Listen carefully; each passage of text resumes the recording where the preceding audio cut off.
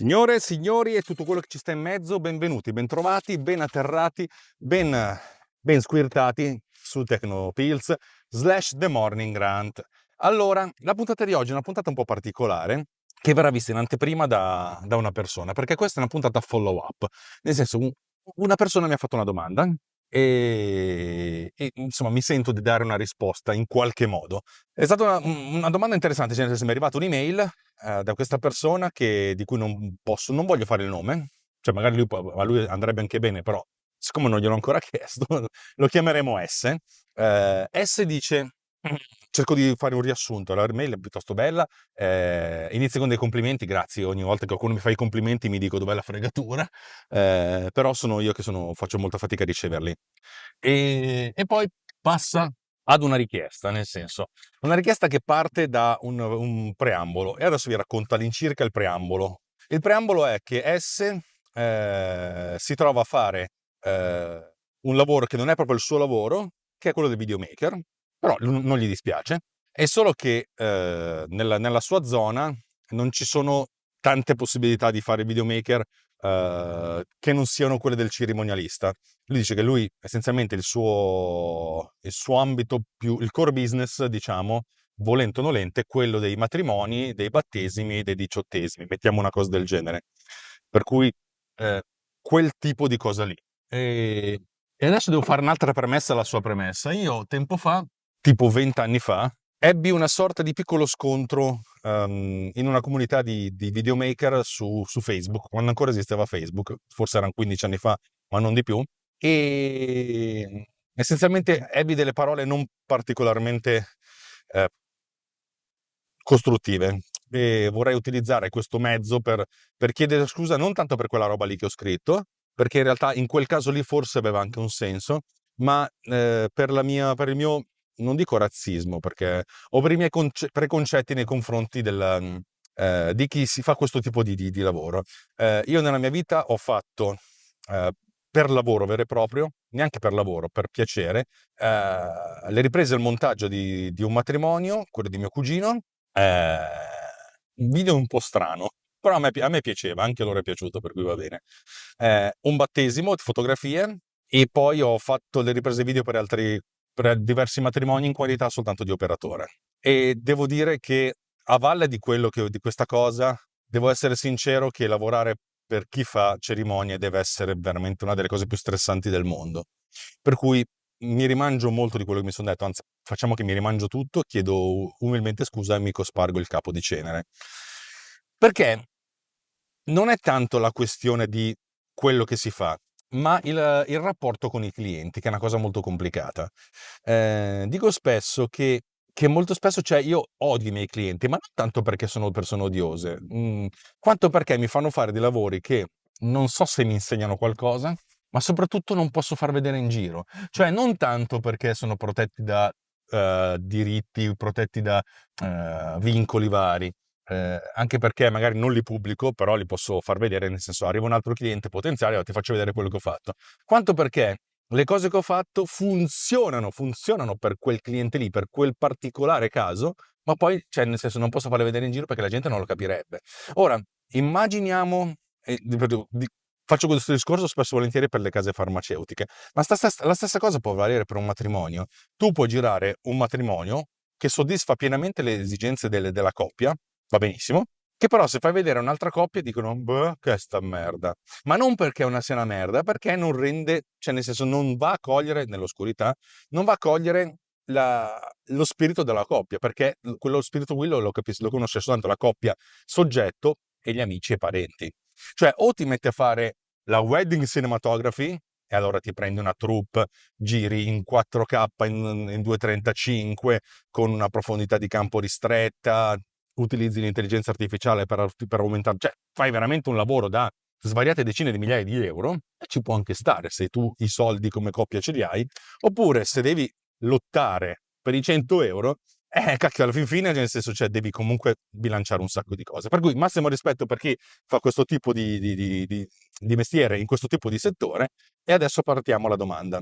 Nel senso, S mi dice, cerco di fare il sunto, me la sono letta 6 volte quell'email prima di fare questa roba qua. Il sunto, quello che ho letto è: devo trovare un modo per montare in automatico i miei film. E fin qui parliamo la stessa lingua. Uso Final Cut Pro 10 X e devo trovare un modo di montarli in automatico. E mi dice: non è che voglio che mi faccia tutto da solo, però che mi dia quella bella sgrassatura, ok? Che è un po' quello su cui Ultimedia lavora. Ultimedia lavora per combattere contro i clienti che cagano il cazzo, ma non che cagano il cazzo perché sono antipatici. Ripeto, l'ultimo video che ho fatto sto finendo per un'agenzia con cui io adoro lavorare. Li considero, non dico degli amici, però delle persone che stimo tantissimo, mi sento un po' di stima reciproca e andiamo molto d'accordo. Però il lavoro in sé, la cosa che mi chiedono di fare, che è una roba farmaceutica, veramente è una rottura di cazzo, ok? Cioè, è questo il problema, nel senso, cercare, e l'obiettivo di Ultimedia è quanto può la macchina sgrassarmi il lavoro in modo tale che io possa arrivare a fare delle scelte creative e non tecniche. Proprio questa cosa qui è stata la domanda fondamentale. Cioè, io vorrei arrivare a un punto in cui le mie sono scelte creative e non tecniche. E dove per tecniche significa avere un semi-lavorato su cui io posso partire e iniziare a lavorare. Che, se ci pensate, è il fulcro stesso di Ultimedia.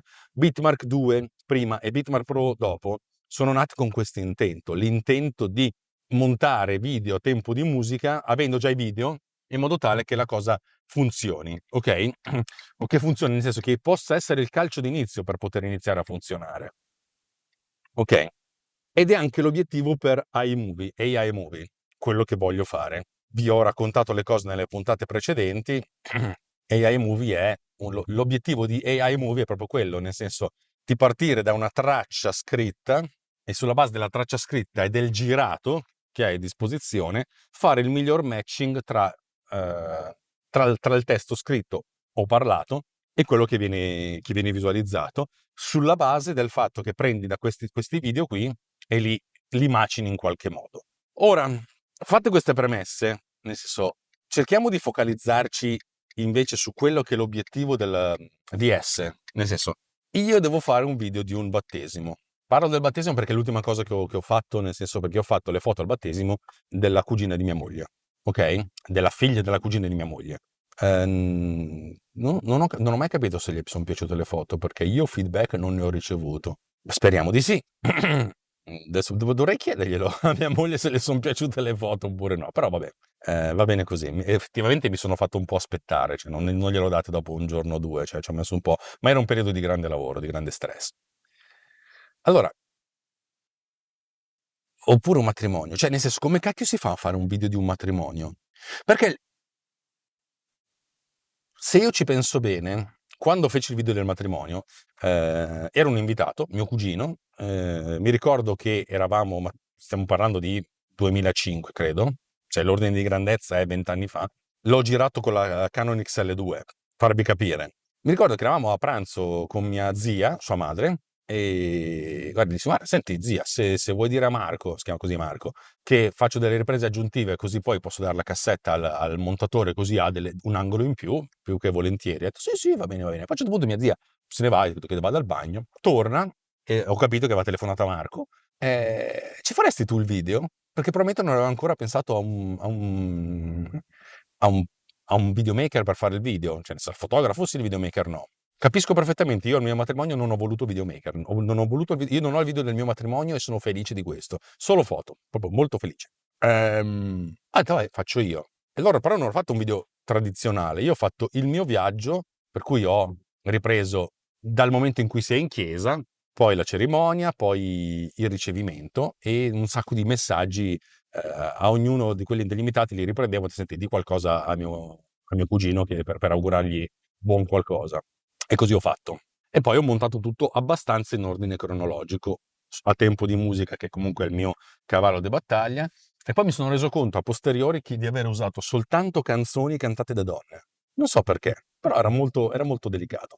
E la cosa bestiale è che il video inizia con I Can't See New York di Tori Amos, che è una canzone terribile, cioè dal punto di vista del testo, ma se tu non fai caso al testo, è un buon punto di inizio, c'è una sorta di preambolo, qualcosa di intenso sta iniziando, non qualcosa di epico, qualcosa di intenso sta iniziando. Vabbè, però mi sono detto, Io però ho costruito questa cosa qui un po' a sentimento, ok? Cosa vuol dire a sentimento? Cioè, ho montato le clip in ordine cronologico a tempo di musica andando a prendere soltanto i momenti belli delle clip. E cazzo, questa è una cosa da essere umani. Come si fa a far fare una macchina sto lavoro? Non è, non è banale, non è per niente banale, non è per niente banale una cosa del genere. Per un motivo fondamentalmente forte, che una macchina non capisce che cazzo è bello e che cazzo non è bello. Non è una cavolata, nel senso, perché, perché essenzialmente cosa fai? Se tu devi fare un video di un matrimonio e hai girato 2 ore, e ci può stare, cosa fai? Ti carichi le clip una a una, le guardi e magari ti segni i momenti di robe belle. Però una roba del genere di 2 ore, anche solo la fase di logging, ti tira fuori i favorite, cioè la parte interessante delle clip. Ti può prendere 5 ore.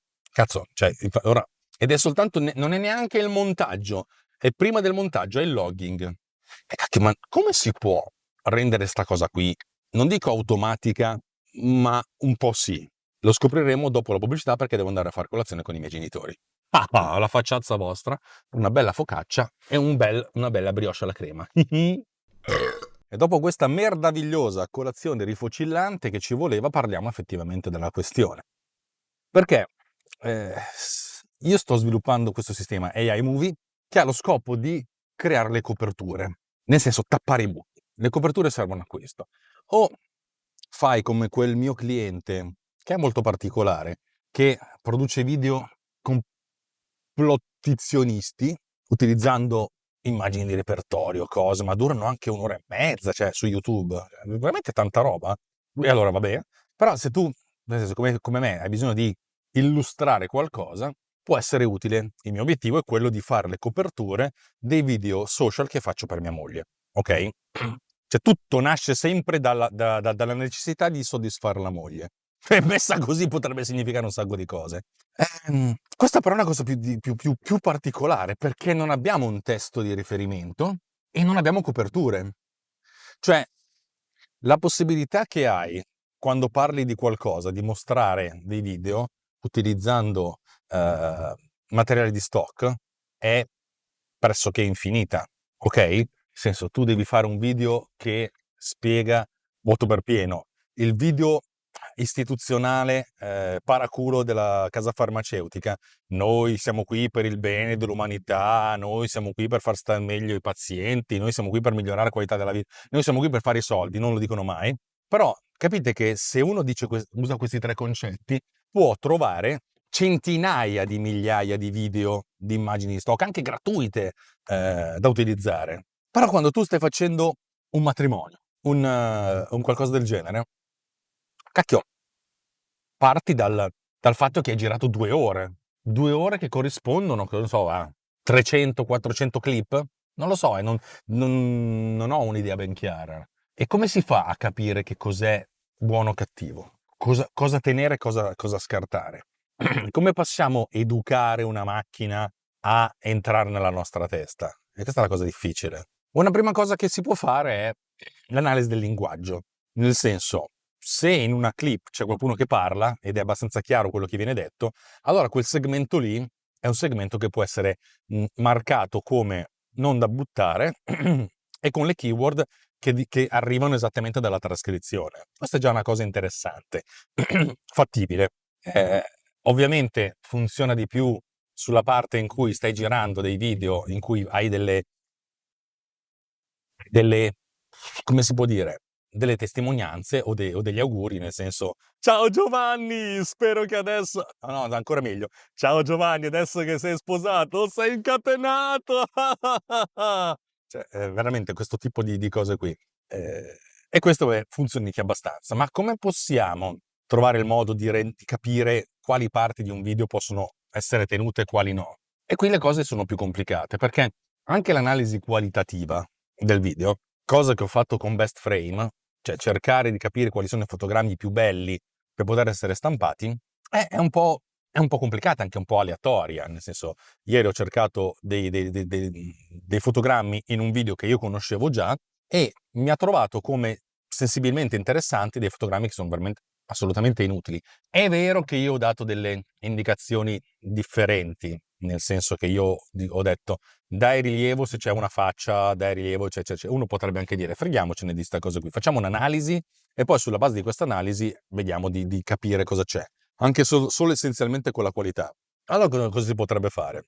Prendiamo un video, una clip di 20 secondi, l'analizziamo tipo 2 volte al secondo, perché analizzare tutti i fotogrammi diventa complicato, e così abbiamo un andamento, forse magari anche 4 volte al secondo, non lo so, 3 volte al secondo. E così abbiamo un andamento di cosa c'è nella clip, del livello qualitativo, in cui il singolo fotogramma probabilmente non è rappresentativo, però facendo una sorta di media mobile con finestra mobile possiamo anche ritrovare una sorta di andamento grafico più o meno morbido del livello qualitativo della clip, e così da poter prendere soltanto il segmento o i segmenti sopra una certa durata, tipo sopra i 2 secondi e mezzo, che hanno un certo livello qualitativo, ok? E già questo potrebbe essere interessante dal punto di vista della scrematura. Però il problema è l'associazione. Ora, è ovvio che uno potrebbe dire è un matrimonio, lo montiamo in ordine cronologico.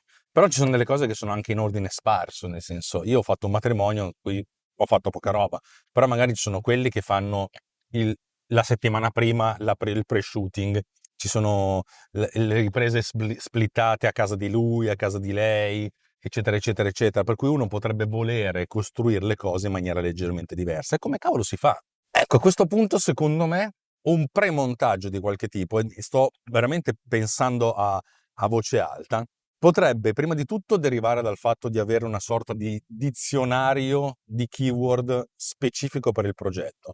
Nel senso, stiamo parlando di wedding, allora ci troviamo in qualche modo un dizionario di 100, 200, 300 keyword. Non sto scherzando, l'ordine di grandezza è questo, keyword di wedding, che hanno a che vedere col matrimonio o con la cerimonia, con cose del genere, e l'analisi può essere fatta in questo modo, nel senso, prendiamo la clip, la analizziamo come abbiamo deciso di analizzare con AI Movie, con un LLM multimodale, quale potrebbe essere Google Gemini. Gemini? Mi piace, bravo.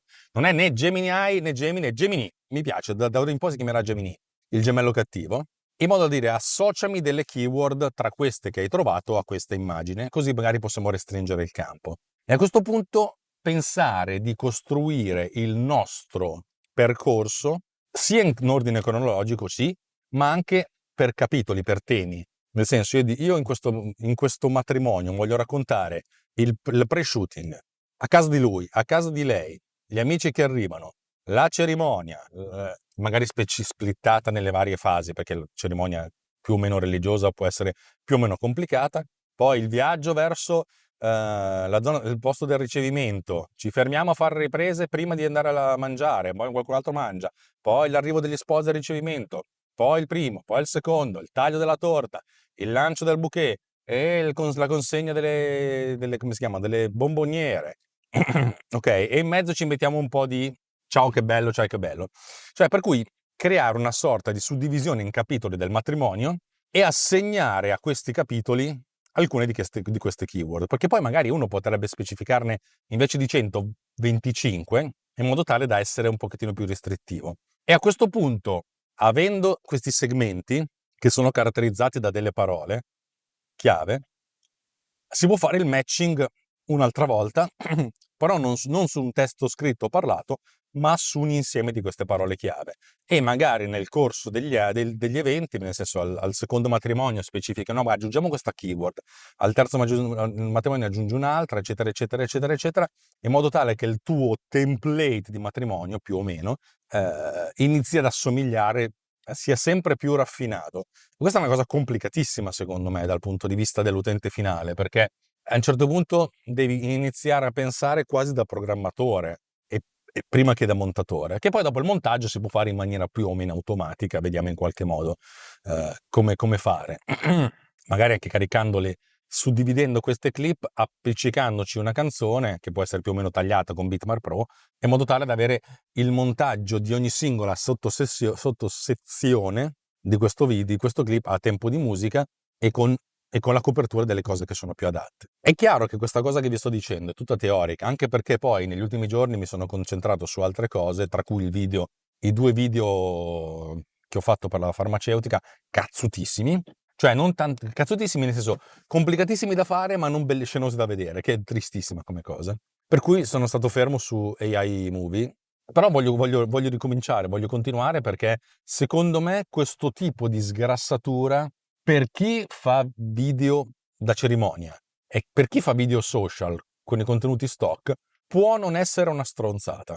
È ovvio che sta cosa qui non sarà pronta domani, non sarà pronta, non so quando sarà pronta, magari un primo prototipo per i video social potrebbe essere pronto per me tra 2 o 3 settimane. Potrei anche pensare di coinvolgere esse come beta tester. Senti, tu sei diametralmente opposto di quelle che sono le mie necessità, vediamo cosa possiamo costruire insieme. Che può essere una cosa utile per lui e per me. Perché poi la cosa interessante di avere un beta tester che è interessato al prodotto finale è che ti tira fuori un sacco di cose interessanti, anche percorsi di esperienza utente interessanti. E pausa pubblicitaria. Naturalmente se mi vedete su YouTube vedete soltanto un rutto e la mia faccia stilizzata. La pausa pubblicitaria per chi mi ascolta in podcast. Credo di aver impiegato 20-25 minuti a fare un follow up di una persona che mi ha chiesto una soluzione a un problema che non è complesso, è infinitamente complesso.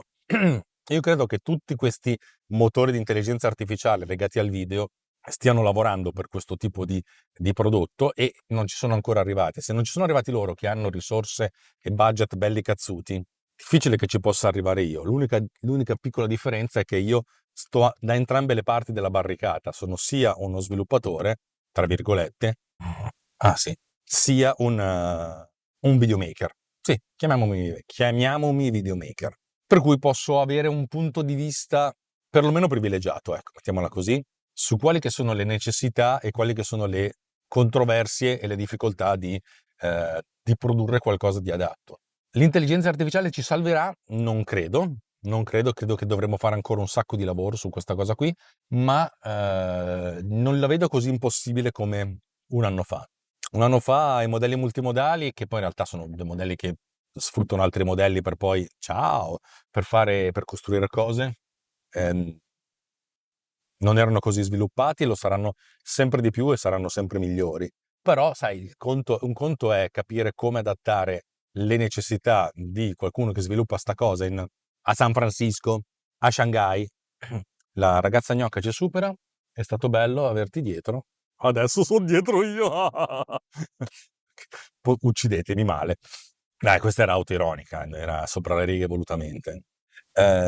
Sicuramente non sarò io a fornire la soluzione finale, anche se messa così potrebbe essere interessante, però se posso lavorare a qualcosa che aiuta me e anche qualcun altro, stavolta sì, soprattutto perché aiuta me, che è una cosa positiva.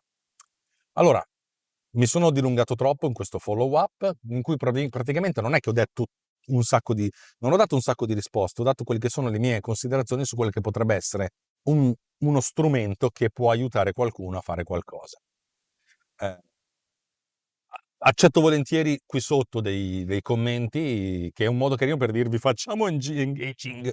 Accetto veramente, cioè, dei suggerimenti su quale potrebbe essere la forma di un prodotto del genere. Se mai ci sarà, cioè, nel senso, sì, qualcosa del genere ci sarà, in che forma non lo so. E ovviamente se vi è piaciuta sta cosa che avete visto, mettete il cuoricino, condividete sto video, sarebbe la fine del mondo, ma non lo farete perché non mi ritenete sufficientemente degno della vostro sponsorship. Va bene così.